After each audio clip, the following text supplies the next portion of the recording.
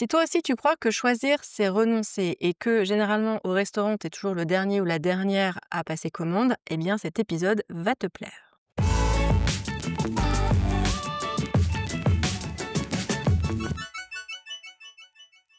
Bonjour à toutes et à tous, c'est Amandine, j'espère que vous allez bien. Bienvenue dans ce nouvel épisode d'Aussitôt Libre consacré aujourd'hui à notre difficulté à prendre des décisions ou à faire des choix. J'avais envie de te faire un épisode là-dessus parce que récemment, j'ai été confrontée à cette difficulté et justement, en fait, ça m'a fait repenser à toutes les fois où j'ai eu des décisions à prendre, des choix importants à faire dans ma vie.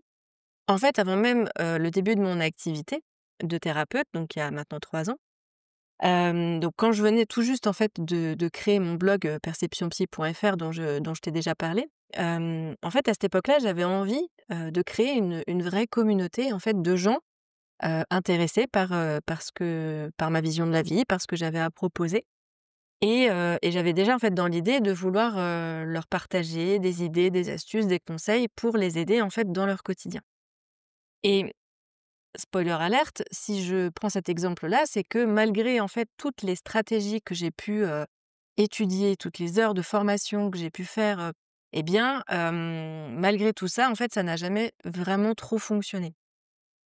Et au-delà de ça, du coup, moi, ça m'a amenée en fait à me remettre, très, très régulièrement en question. Parce que finalement aujourd'hui, eh bien, je suis complètement mais épuisée, mais vraiment épuisée, de créer du contenu, notamment pour Instagram et pour Facebook. Et en fait, c'est ce que j'ai souvent constaté, dans ma vie, c'est que lorsqu'en fait on est sur le bon chemin, lorsqu'on a pris la bonne décision ou qu'on a fait le bon choix, eh bien, quelque part, les choses sont généralement beaucoup plus fluides. Je dis pas qu'il y a pas d'adversité, parce que comme tout projet, il y a de l'adversité. La création d'une activité, il y a de l'adversité. Dans, les accompagnements que je propose, il y a de l'adversité. Je parle pas d'adversité, ça on en a. On doit faire preuve de persévérance dans la vie. Moi, je parle vraiment d'un mur, quand on se heurte à un mur, mais qui est infranchissable. C'est-à-dire que qu'on essaye de passer, par la porte, par la lucarne, par le grenier, par la cave, ça ne passe pas. On n'arrive pas à trouver la solution et en fait, si je prends quelques exemples comme ça de ma vie, il y a par exemple, je vous en ai déjà parlé dans une précédente vidéo, c'est, le fait de me séparer de mon ex, conjoint avec qui je suis restée, pendant 8 ans. Ça m'a pris 2 ans pour le quitter. 2 ans où en fait j'ai, perpétuellement pensé à 10 000 choses en même temps, que si je le quittais, j'avais peur qu'il se foute en l'air, j'avais peur par rapport à la maison qu'on avait achetée, savoir comment ça allait se passer. J'avais aussi peur pour moi financièrement, savoir comment j'allais, m'en sortir et cetera. Il y a eu aussi la décision, il y a 11 ans maintenant, enfin 10-11 ans maintenant, de revenir vivre en fait sur Angers, qui est donc, je le rappelle, ma ville de naissance, mais qui est surtout en fait ma ville de cœur. Et pourquoi ça a été une décision difficile à prendre? Parce que finalement, ça voulait dire aussi partir vivre loin de ma famille. Ça voulait dire quitter en fait mes amis, ça voulait dire repartir à zéro. Bon, ça en l'occurrence repartir à zéro, c'est ce que j'avais envie aussi, mais malgré tout repartir à zéro, ça a son lot d'adversité. Parce que je me souviens avant que j'arrive, sur Angers, quand je cherchais un emploi, on me disait: «Bah, oui, mais vous avez pas de logement» et quand je cherchais un logement, on me disait: «Bah oui, mais vous avez pas d'emploi». Un petit peu compliqué. Et dans le dernier exemple en date de décisions qui ont été difficiles à prendre malgré tout, ça a été, bah, de lancer mon cabinet, voire même de lancer ce podcast. Parce que c'était plus pour des questions, là, pour le coup, bah, toujours financières pour le côté activité, mais il y avait aussi la peur que j'avais de ma non-légitimité. Qui je suis moi pour, donner des conseils, pour, aider, voilà, aider des gens, qui sont dans le mal-être et puis au-delà de ça et ça je m'en suis rendu compte quand j'ai commencé mon activité, c'est qu'il y a aussi quand quelqu'un vient vous voir et vous dit: «Bah, voilà, je viens vous voir parce que, voilà, j'ai besoin d'être aidé», peu importe la raison, bah, on a aussi une responsabilité en termes d'accompagnement, de ce qu'on va lui dire, de comment les choses vont être perçues, enfin, c'est il y a quand même une responsabilité par rapport à ça et donc tous ces éléments-là ont fait que, bah, ce sont des décisions qui malgré tout, m'ont demandé plusieurs semaines, voire mois de réflexion et où le point commun, à tous ces choix finalement, ça a été ma difficulté à prendre position, à prendre une décision parce que finalement la réponse que je cherchais à toutes ces peurs que j'avais et à toutes ces questions, c'était qu'en fait, justement, je cherchais la bonne réponse uniquement avec ma tête. Et que ma tête, mais la tienne aussi d'ailleurs, eh bien, elle, ce qu'elle veut, c'est bien faire. Ce qu'elle veut, c'est faire le bon choix. Un choix qui va cocher toutes les cases. Un choix qui va te garantir, en fait, que tu vas pas te planter. Mais sauf que, je te le rappelle encore, parce que j'en ai déjà parlé, mais c'est que le cerveau, ta tête, déteste l'inconnu et déteste l'incertitude. Parce que la fonction première du cerveau, c'est d'assurer notre survie. Et là où il y a de l'inconnu et de l'incertitude, eh bien, pour ton cerveau, c'est comme s'il y a des failles de sécurité, des choses sur lesquelles, des piliers sur lesquels le cerveau ne peut pas s'appuyer. D'accord? Et là, tu as 2 options.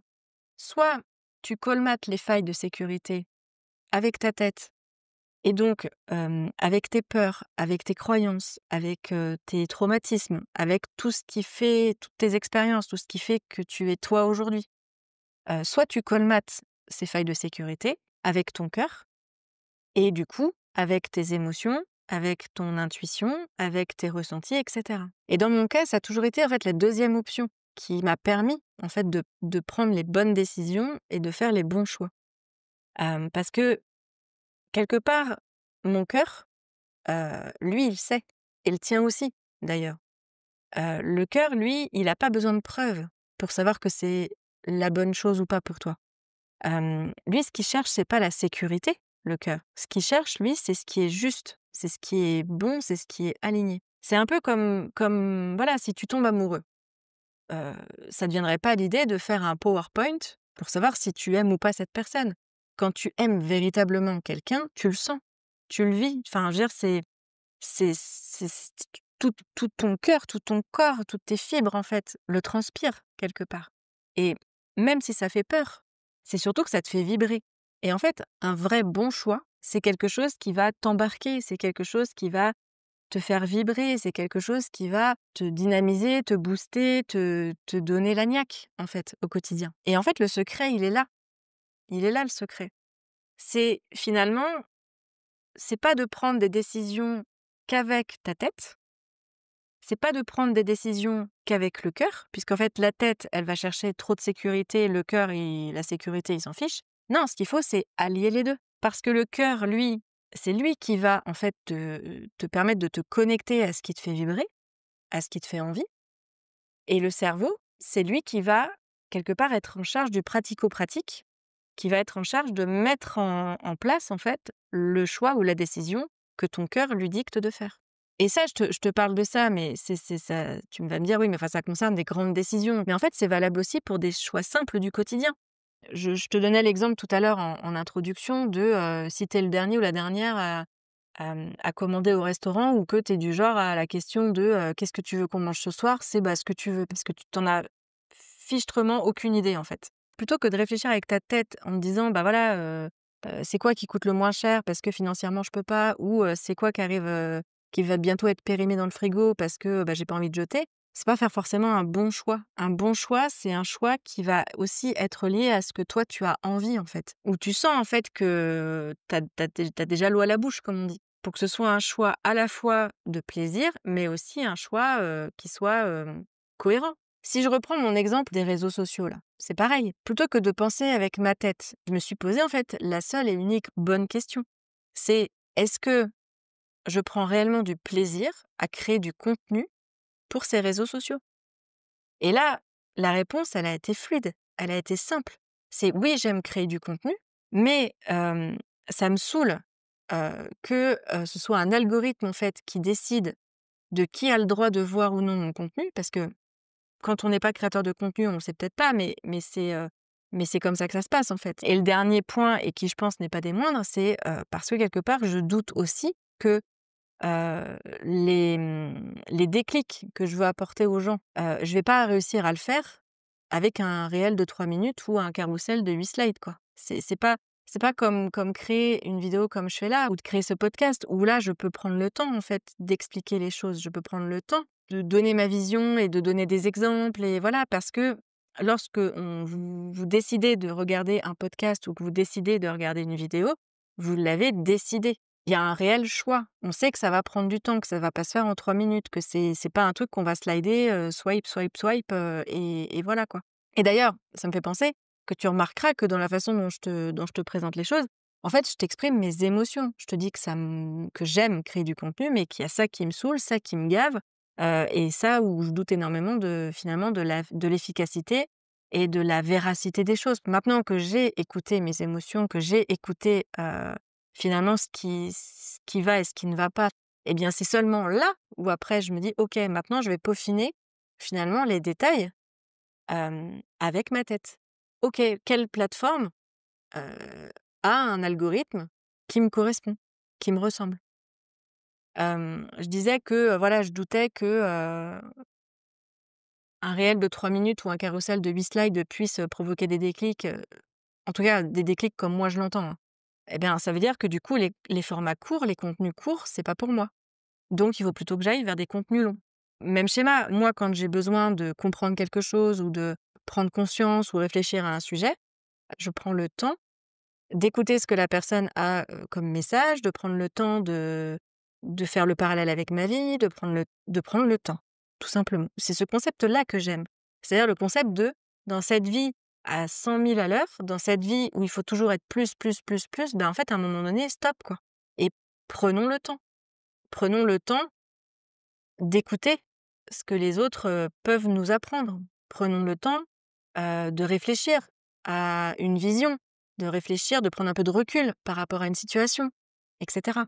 Donc le résultat, c'est comme ça, en fait, que finalement j'ai décidé, donc là, il y a pas si longtemps que ça, il y a quoi? Il y a peut-être 15 jours de ça, où j'ai décidé, en fait, d'abandonner, Instagram et Facebook. Mais quand je dis abandonner, c'est que vraiment je vais fermer mes comptes. Alors je sais, I know ce que tu vas me dire ou ce que tu es en train de te dire ou ce que tu es en train de penser. C'est OK, je comprends, mais je comprends ce que tu nous dis, Amandine. Mais le problème, c'est que moi, j'arrive même pas à me connecter à mon cœur, j'arrive pas à me connecter à mes émotions, j'arrive pas à me connecter à mon intuition ou à mes ressentis. Donc, je fais comment? Et ça, c'est justement la dernière petite astuce, on va dire, que je voulais apporter parce que ça, je sais que dans les accompagnements que je fais, il y a énormément, en fait, de personnes qui me disent: «Bah oui, mais moi, là, les émotions, savoir si c'est de la colère, de la tristesse, du dégoût ou quoi que ce soit, j'en sais strictement rien». Et en fait, c'est tout le travail que je fais à chaque fois, c'est quand tu n'arrives pas à te connecter à tes émotions, eh bien, connecte-toi à ton corps. J'en ai fait un épisode, du coup, il y a un mois bientôt. Et en fait, ce qu'il faut comprendre, c'est que le corps exprime ce que le cœur ressent. C'est ni plus ni moins ça. Donc quand tu n'arrives pas à trouver la clé pour, aller vers ton cœur, bah, trouve déjà la porte. C'est déjà plus grand, c'est déjà plus facile. Comment ça peut se traduire dans le pratico-pratique? Bah, par exemple, si on prend notre exemple du repas. Si tu n'arrives pas en fait à identifier ce qui te fait envie au travers de tes émotions, d'accord? Au travers du plaisir, au travers de l'excitation que tel ou tel plat peut te provoquer.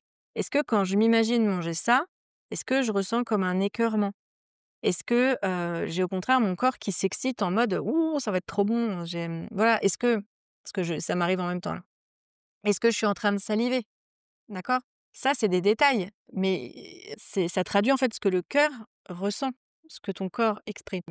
En fait, globalement, ce qu'il faut comprendre et ce qu'il faut regarder, c'est il y a 2 types de réponses du corps. Soit le corps, face à un choix, se contracte, se tend, se serre, soit, le corps, se détend, s'apaise. Moi, quand je me projette au 1er mai là, indépendamment du fait que ce soit un jour férié, mais quand je me projette, au 1er mai et que je me visualise en train de cliquer sur «supprimer mon compte», bah, je peux vous garantir que mon corps, mais il se détend. Ma respiration, elle s'apaise. Je me sens vachement plus légère et même au niveau de ma tête, je me sens, comme si j'avais ouvert le toit panoramique d'une voiture, quoi. C'est-à-dire, «Ah ça y est, je respire», quoi. C'est ça qui me fait dire qu'aujourd'hui, hem, c'est le meilleur choix pour moi et peut-être que je le regretterai, mais peut-être pas. Et j'ai envie de dire, il y a aucune, décision qui est irréversible finalement, hormis celle de mettre fin à ses jours. C'est sûr que si tu sautes, voilà, du toit d'un immeuble, c'est pas pendant ta chute en plein milieu où tu peux te dire: «Ah non en fait, finalement je voudrais vivre». Bah non, là ça va pas trop être possible en fait, d'accord? Mais sinon toutes les autres décisions, tous les autres choix que ce soit des choix de carrière, de quitter un emploi ou de quitter un partenaire, ce sont des choix qui sont révocables. Ce sont juste, en fait, il faut les voir comme juste des directions que tu prends avec les informations, les connaissances que tu as de toi, du monde et des autres, que tu as aujourd'hui. Il faut, à un moment donné, admettre, en fait, que se tromper, c'est ce qui fait partie du jeu. C'est bien en se trompant qu'on apprend. Rappelle-toi, moi je prends souvent cet exemple-là, mais rappelle-toi quand tu étais enfant, il a bien fallu que tu apprennes à marcher et tu as appris parce que tu es tombé. Tu es tombé sur ta couche pleine de caca. Tu es tombé sur les graviers avec ton vélo. Mais tu es quand même remonté et tu as continué. C'est ça la vie, malgré tout. Que tu le veuilles ou non, c'est ça la vie. Et ça, c'est vraiment la phrase que je vais te partager là. C'est une petite dédicace à ma sœur qui adore cette phrase et qui me la répète dès que je l'oublie, parce que ça m'arrive de l'oublier, hein. C'est on avance, on analyse et on ajuste. Alors, c'est plus tout à fait les termes exacts, mais globalement, c'est ça. C'est on avance, on analyse, on ajuste et on réavance et on réanalyse et on réajuste. Et c'est comme ça qu'on progresse et qu'on avance. Voilà, c'est tout pour aujourd'hui. J'espère que cet épisode t'a plu. Merci de m'avoir écouté. Je te souhaite une très belle journée ou soirée, où que tu sois. Je te dis à très vite pour un nouvel épisode d'Aussitôt Libre. C'était Amandine. Bye bye.